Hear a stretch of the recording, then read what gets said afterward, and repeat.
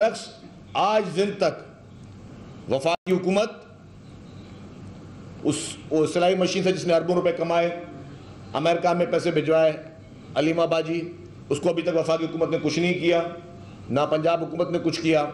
जो कि amnesty scheme, जिसको इमरान खान कहते रहे कि ये सिर्फ चोरों और डाकुओं के लिए स्कीम है, ये मैं नहीं कहता था, ये इमरान खान साहब फरमाते थे कि एमनेस्टी स्कीम चोरों और डाकुओं के लिए है। और उसका फायदा किसने उठाया? इसकी अपनी बहन ने उठाया, अलीमा खान ने उठाया। पीपुल्स पार्टी की तो किसी लीडर ने उसका एमनेस्टी स्कीम का फायदा नहीं उठाया। किसी एक का नाम ले दे पीपुल्स पार्टी के किसी भी लीडर ने, वो जो चोरों और डाकुओं को और काला धन को सफेद करने वालों को एमनेस्टी स्कीम मिलती है, उसका फायदा उठाते तो उसमें एक ही नाम आता है, अलीमा खान। और उससे पूछा गया, भाई आपने ये अरबों रुपए कैसे आपके पास आए? आपके वालिद साहब क्या करते थे? आपके खानदान के असासे क्या थे? उनका बैकग्राउंड क्या था?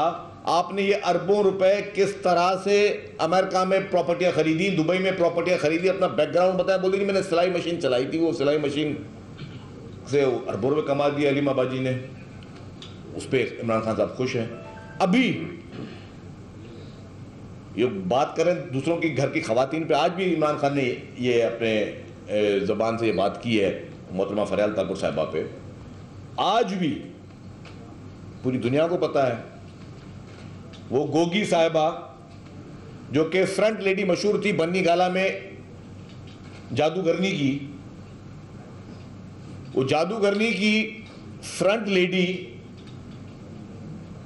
कहां है? वो फ्रंट लेडी जिसमें इमरान खान कहते थे बेचारी गोगी, वो कहां है तुम्हारी बेचारी गोगी? बुलाओ ना अपनी बेचारी गोगी को, लाओ ना अपनी बेचारी गोगी को। क्यों मुल्क से बाहर फरार है वो? और किसको नहीं पता? पंजाब के बच्चे बच्चे को पता है कि वो बेचारी गोगी जो है, तहसीलदार की ट्रांसफर पोस्टिंग हो तो उसको पैसे दो, एसएचओ की ट्रांसफर पोस्टिंग हो तो उसको पैसे दो, डिप्टी कमिश्नर की ट्रांसफर पोस्टिंग हो तो बेचारी गोगी को पैसे दो, एसएसपी लगवाना हो, डीपीओ लगवाना हो तो बेचारी गोगी को पैसे दो। वो सेक्रेटरी तक बेचारी गोगी को पैसे दे के आप लगवाते थे। वो किससे छुपा हुआ है इमरान खान? वो सारी चीजें तुम्हारी। और अगर तुम समझते हो कि तुम बेगुनाह हो, बेकसूर हो, तो बुला लो अपनी उस बेचारी गोगी को। क्यों छुपा के बैठे हो उसको बाहर? उसको सुना है आपने किसी मुल्क की शहरियत भी दिलवा दे दी है। वो प्राइवेट जहाज में बेचारी गोगी यहाँ से बिलियंस ऑफ रुपीस लेकर जाती थी। वो बेचारी गोगी फिर आपकी घड़ियां भी बेचती थी। तो बेचारी गोगी जो है बेचारी क्या क्या करती थी, उस पर इमरान खान साहब खामोश है। और अब मैं जो दूसरी बात पर, कुछ दिनों से ऐसा लग रहा है कि इमरान खान साहब को मईशत की बहुत ज्यादा परवाह है। हालांकि मईशत की परवाह सबसे ज्यादा हर पाकिस्तानी को है, क्योंकि हमारे मुल्क में का इस्तेहकाम इस मईशत पर है। लेकिन जो खबरें आ रही हैं, जो पीटीआई के सोर्सेज बता रहे हैं कि इमरान खान खुद चाह रहे हैं किसी ना किसी सूरत में कि मुल्क खुदा ना खास्ता किसी मईशी दबाव में आए या कोई इसका दिवालिया निकले, अल्लाह ना करे, जो कि इमरान खान की ख्वाहिश है, जिस पे उनके पीटीआई के मेंबरान के, आपको भी पता चले होंगे, व्हाट्सएप ग्रुप्स में मैसेज आ रहे हैं बैंक को पैसे निकलवाओ। मसनूई तौर पर उनका ये फार्मूला है कि किसी तरीके से पाकिस्तान को नुकसान पहुंचे। क्यों हमने पहले कहा था कि जितने भी लीडर्स थे, हमारी हुकूमतें, शहीद बेनज़ीर भुट्टो साहबा की हुकूमत 2 दफा डिसॉल्व की गई, शहीद जुल्फ़िकार अली भुट्टो को फांसी दी गई, मोहतरमा बेनज़ीर भुट्टो साहबा की अपनी शहादत हुई।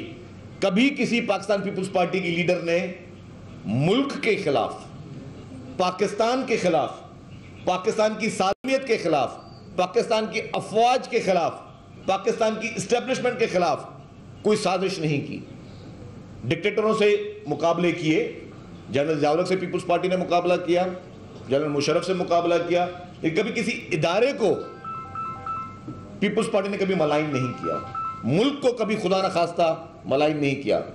आपको याद होगा जो डिवोर्स में एक कॉन्फ्रेंस थी जिसमें चेयरमैन बिलावल भुट्टो जरदारी साहब ऐसे चेयरमैन पाकिस्तान पीपुल्स पार्टी के वहां गए हुए थे, वहां पे भी और उस वक्त मोहतरम आसिफ अली जरदारी साहब सलाखों के पीछे थे, मोहतरम बिलावल भुट्टो जरदारी साहब अपोजिशन में बैठे थे। वहां पे जब उनसे पाकिस्तानी अफवाज के बारे में सवाल किया गया, एक भारतीय जर्नलिस्ट थे, तो उन्होंने जवाब क्या दिया, उसने इट्स माय आर्मी, और तुम लोग जो है, तुम्हारी एजेंसियां जो है वो पाकिस्तान के खिलाफ साजिशें करती हैं, हमारे मुल्क के लोग नहीं करते, हमारे मुल्क के इदारे नहीं करते। ये होता है स्टेट्समैन, ये होता है वो शख्स जिसका खून, जिसका लहू, जिसकी रूह इस मुल्क से मोहब्बत करती हो। वरना उस वक्त उनके वालिद साहब जेल में थे, इंतकामी कार्रवाइयाँ चल रही थी, लेकिन उनके मुंह से, मुल्क से बाहर उन्होंने हमेशा जो है, मुल्क के अंदर भी और मुल्क से बाहर हमेशा अपने मुल्क का दिफा किया है।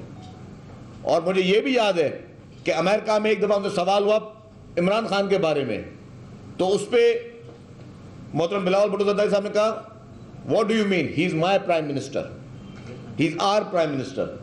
बाहर मुल्क में उन्होंने अपने वज़ीर आज़म का भी दिफा किया।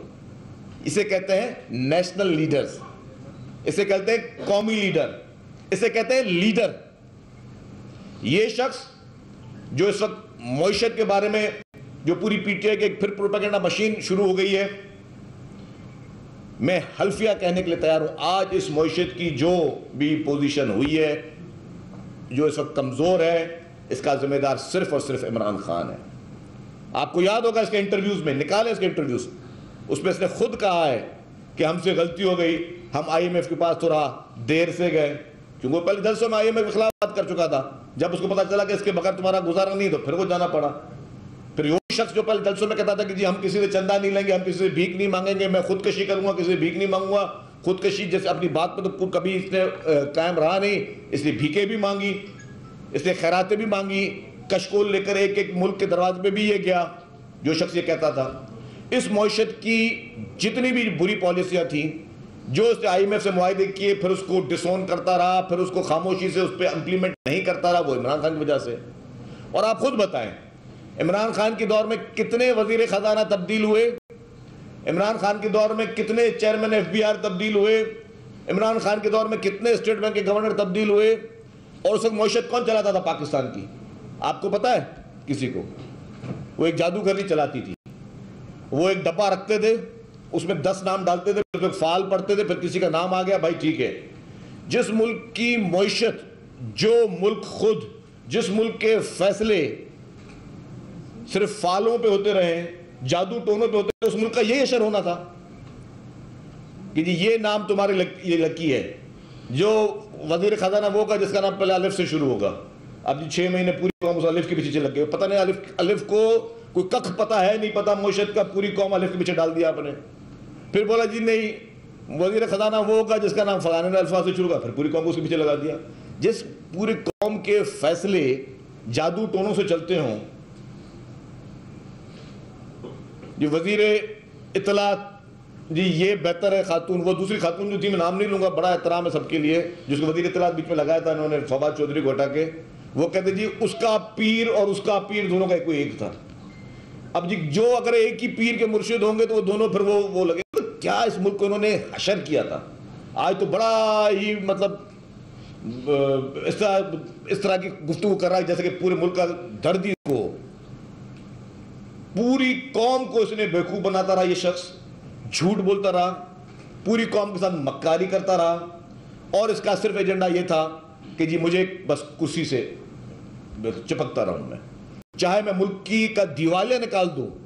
हालांकि जितनी भी अपोजिशन जमात को वो इकॉनमी नजर आ रही थी कि जी एक फ्रेजाइल इकॉनमी है, एक चीज जिसमें आपको पब्लिक सेंटिमेंट्स की आप देख सकते हो कि जी मुखालफत देख सकते हो, उसके बावजूद क्योंकि मुल्क के लिए आपने कड़वे फैसले करने होते हैं, ऐसे अगर शख्स के हवाले कर देते मुल्क जिसका कोई मुल्क से ना कोई लगाव हो, जिसका मकसद सिर्फ और सिर्फ ये हो कि जी मैं पैदागिरी नहीं, ये तो चोर डाकू नहीं, ये पैदागिरी किस्म का आदमी था, यहाँ से घड़ी चोरी कर लो, प्राइम मिनिस्टर हाउस की जी भैंसें नीलाम कर दो, नीलाम करके फिर किसी दोस्त को बोले तुम खरीद लो, ये मेरा ATM, उसके मसले हल कर दो, वो मेरा ATM, उसके मसले हल कर दो। क्या क्या इसने बड़े से बड़े क्रिमिनल डिसीजन नहीं लिए, क्या क्या इसने बुराइयां इस मुल्क के साथ नहीं की, मईशत इसने क्या क्या नहीं किया। वही चीनी हमारी पहले हम इंपोर्ट करते थे, फिर उसी को चीनी को एक्सपोर्ट करते थे। आपने पेट्रोल के मसनूई यहाँ पे पूरे क्राइसिस पैदा किए। हर मुश्किल चीज़ में इमरान खान का एक अहम किरदार रहा है, इस मुल्क की मईशत को तबाह करने में इमरान खान का एक अहम किरदार रहा है। और अब उसकी क्या है कि पहले अब किसी तरीके से आप अवाम के दिल में नफरत पैदा करो इदारों के खिलाफ, इदारों के सरबराहों के खिलाफ, अदालतों के खिलाफ धमकियां दी। फिर जब पता चला कि जी धमकी का जवाब अदालत से आ सकता है, आप पे कंटेम्प्ट हो जाए, तो फिर आप वो काला चश्मा पहन के, जज भी मौजूद नहीं है, पहुंच गए सुबह को माफ़ी मांगने के लिए।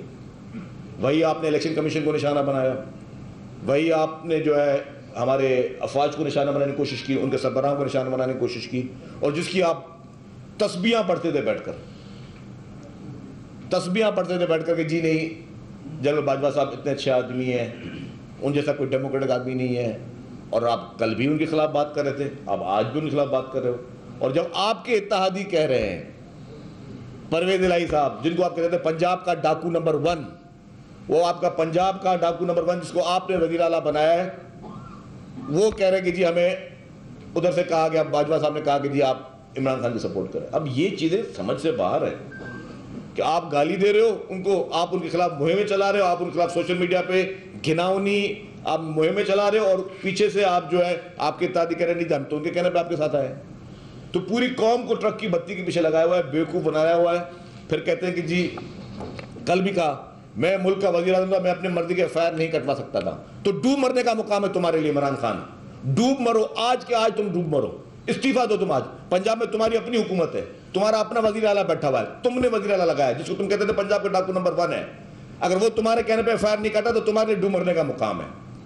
अगर वहाँ का आईजी तुम्हारा है, वहाँ का सेक्रेटरी इंटीरियर तुम्हारा है, वहाँ की हर चीज़ मशीनरी तुम्हारे पास है, इसका असल में बात ये नहीं कि तुम्हारे कहने पर कोई एफआईआर नहीं काट रहा, क्योंकि तुम्हारे पंजाब के वज़ीर आला को पता कि तुम झूठ बोल रहे हो, उनको पता है ये तुम एफआईआर काटने की बात कर रहे हो, तुम सिर्फ अपने पॉइंट स्कोरिंग की बात कर रहे हो, तुम सिर्फ और सिर्फ अपना एक जाली पोस्टर बनाने की बात कर रहे हो, अपने आप को मासूम और मजलूम बनाने की कोशिश कर रहे हो। तुम्हारा पंजाब का वज़ीर आला खुद कहता है कि नहीं जी इमरान खान जो नाम दे रहे थे वो एग्री नहीं करता।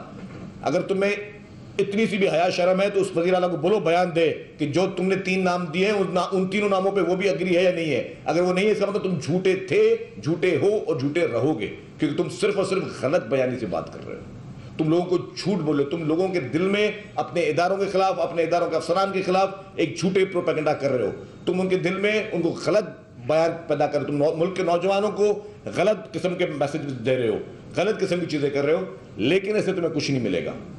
ये बात वाज़ेह है कि हमारी कौम समझदार है, भले इलेक्शन आज नहीं कल हो, किसी को कोई परवाह नहीं है, इलेक्शन के लिए हर आदमी तैयार है, हर कोई अपनी कारकर्दगी के पीछे जाएगा।